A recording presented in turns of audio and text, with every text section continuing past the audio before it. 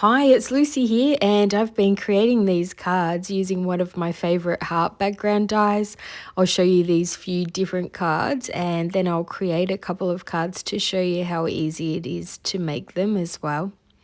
I've already created with this background die on video with lots of cards, but I couldn't resist playing with it again. It's one of my all-time favorites, and I know if you bought it because of my last video, you're going to love seeing these new ideas. These black, red and white cards were all created with just 3 pieces of paper, and I just mixed the pieces and frames up to make 3 cards out of them.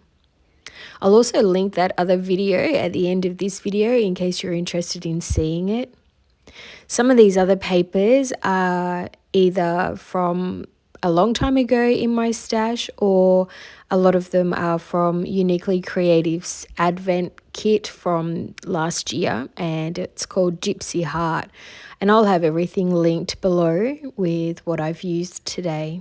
I haven't used much. I've mostly just used this die and some Uniquely Creative products from that kit. So first off, I'm going to die cut the background die with white card, and this is 250 GSM, so it's quite thick paper. And because of the thickness, I'm going to add a folded over piece of printer paper to give a little extra pressure. And I'll also go back and forth through the die cutting machine for good measure. This die has lots of parts to it, so you want to make sure it's cut through well. I tend to turn it over to make sure I'm happy with the cutting, or if it needs to go through once more before I start popping out the pieces. And this isn't like a puzzle, this one. This is really easy to sort out what goes where, but I still try to pop them out in the same order so that it just makes life a little bit easier. I found this half-used sheet of paper, and I love how this section of the paper will look when it's cut out. I do love how easy it is to see what it'll look like before you cut it. Isn't this piece of paper so beautiful? I can see other beautiful backgrounds with the rest of this sheet. You can change up how you add the pieces, and with this card I inked each piece with green ink and layered them up on 2 pieces of white card. I didn't use the individual frames for this one, so there's a gap between the background frame and the pieces. But for this card today, I'll have the background frame and pieces all one layer. I have a piece of white paper, and we'll start by adding the frame. You can either glue each individual piece, but that can be time consuming, and you also don't want any of your pieces to have a ripple effect by adding too much glue. So if you have some of this wide tape, this is perfect for using with background dies. You'll see how easy this is as I'm popping in the pieces. This size tape is difficult to find, but I have found one, so it'll be linked below in the description box. It's expensive, but one roll lasts forever as it's really long. The width of it is 10 centimeters or roughly 4 inches. And back to the card, and next I'll add in all the individual frames and the paper pieces.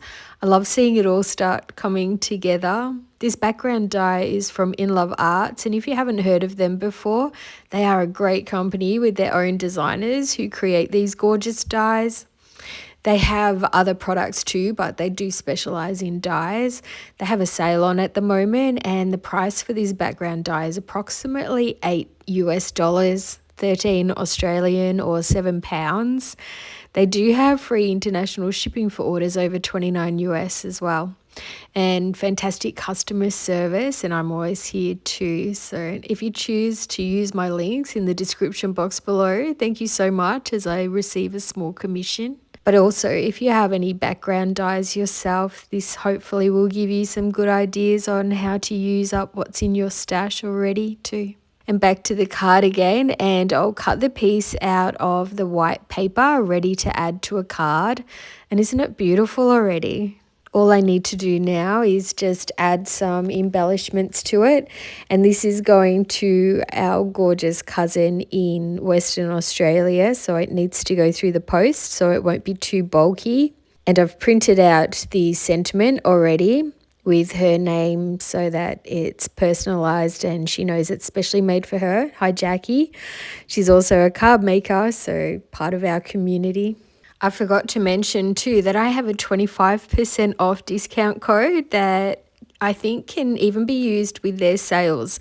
So instead of this die being $8 US, it comes down to 6 if you use my code, which is Lucy25, and I'll have it written down below in the description box so you don't have to remember it. But isn't that great value? I know I gush sometimes, but I only work with companies and products I love, so I'm always excited to share my crafting with you all. I'm using my lollipop stick to bend the leaves and flowers to give them dimension. You can use any tubular items you may have around the house, like skewers and straws will also work.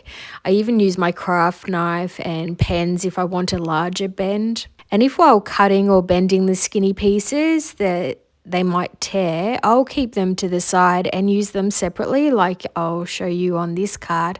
So there's no need to throw them out, so you don't need to stress when cutting or bending. And in this kit also came some vellum stickers, and the easiest way to take the backing off them is to roll the sticker with your thumb. If you don't get it right away, just keep moving around the sticker until you're able to roll it off easy. I don't want to waste some of this flower sticker by adding it underneath the flower cluster, so I'll partially cut it and I'll be able to use that piece on another card. I want the sentiment to sit evenly across the card and flowers, so I'll add some foam tape to the left-hand side of the sentiment so it matches the height of the flowers. I'll also add a little flower to the sentiment, and then I'll also glue the little torn pieces from earlier so they're peeking out from under the flower cluster. I'll add some white Nuvo drops to finish the card, and to get a lovely perfect round drop, I bang the card onto the top of the Nuvo drops bottle, which helps to spread the drops more evenly. For my next card, I used papers from the same kit but a different design. I created the background exactly the same, so I won't show that again, but let's create another embellishment cluster on this card. I have a sheet of cutouts here, and I want to share with you that you can always use the pieces that are only half printed. I'm going to use this half flower that was printed but not a full flower. I'll fussy cut it out and I'll add it to the side of my card, then it suits the card perfectly. And this flower bud also isn't fully printed, but I'll cut it to suit my needs and we'll never know that it wasn't full. And this one is for my sister Jen, who is also an avid card maker. She's actually on the Uniquely Creative Design team with me. She doesn't have a YouTube channel, but she does have an Instagram account, and I'll link it below if you'd like to see her gorgeous cards too. And again, I created the personalized sentiment on my computer, then printed them up on white card.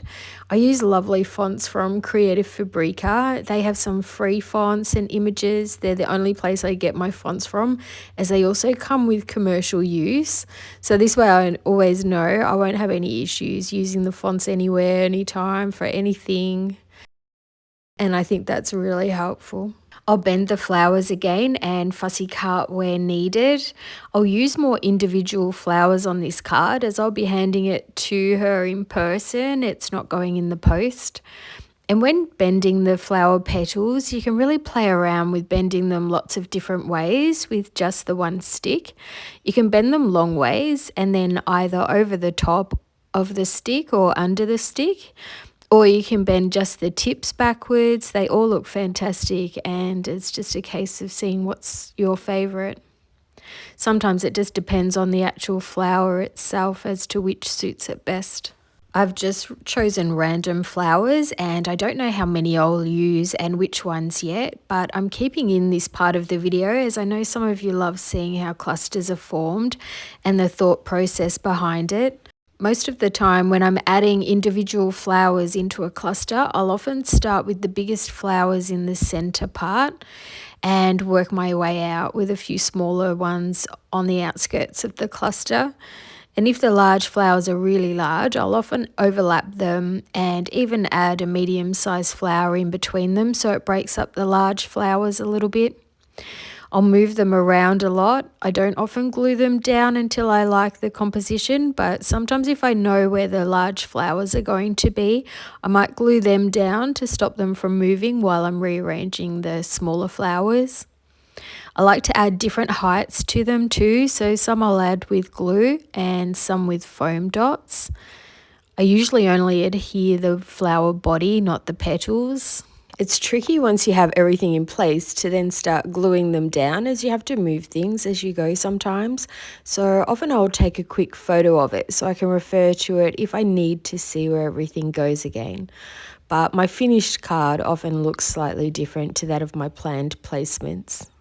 And I usually add a couple of leaves and thin stems and little extras at the end when I can see if there's a blank space in my cluster or I need to add some greenery to break up the colours.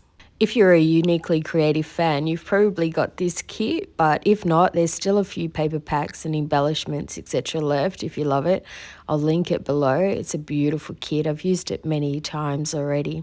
Uniquely Creative have special kits that come out in about September, and they're called Advent kits, and you can open them up like an Advent calendar every day in December. It's so fun, but they sell out really quickly, so hopefully I'll be able to let you all know when they're about to come out. So let's take a closer and more detailed look at all the other cards I showed at the start. And the black and white papers are glitter paper and the red is metallic card. I embossed the red pieces with a polka dot embossing folder. And I've also used my favourite sentiment dies on these. I love how professional sentiment dies make a card look. I'm not great at stamping, so dies are perfect for me. I also used a flower and leaves from my stash as well. I did die cut the heart in red twice as I didn't want a black heart on any of my cards. This thank you card is using a different heart die and it's another favourite of mine. It's also from In Love Arts, and just looking at it here makes me want to make more cards with this one as well. I love this terrazzo looking pattern paper. Isn't it fun with the rose gold metallic card? It's available as a single 12 by 12 sheet, so I'll list it below. I triple layered the Best Wishes sentiment with scrap white card and rose gold on the top. And doesn't it look gorgeous with all that dimension? The paper is really old from my stash and the vase is from the same Uniquely Creative kit I've been using today. I mentioned the 3 layers on these floral pieces and how I inked them. I also added a vellum shadow to the sentiment, which gives it a soft look and also helps the rose gold sentiment to stand out more. I'm very excited about this card, but mostly because I've made it for my UK best friend and we're meeting up in Croatia in a couple of weeks, so I'll be able to give it to her in person. I'll be away for a while, but I'll still be posting videos. I'm trying to get as many finished as I can before I go on holidays. So I may not be able to reply to most comments while I'm away, but I will definitely be reading all the comments as that's my favourite thing to do in the mornings. Would you like to see a little video on my travels? I didn't know whether to add a quick video showing some of the beautiful places that we're going. And then you saw these 2 cards being made. Do you have a favourite card? What do you think of this background die? Do you love it as much as I do? And don't forget to use my code to receive an extra 25% off your order at In Love Arts. The code is Lucy25 if you did want to go shopping. And I've noticed more of you are watching my videos for longer and I'm so excited about that. Thank you. I've also noticed more thumbs up lately on my videos and this really helps YouTube know that you enjoyed the video. So I'm really grateful to you all. I can't afford to continue my channel without your love and support. And speaking of which, I want to say a big thank you to Wendy A for your generosity this week. It means a lot. And thank you to Diane R for often commenting on my videos and to all of you that do. So that's it from me. Please click on this video if you want to see more ideas using this die. And until next time, happy crafting and bye for now.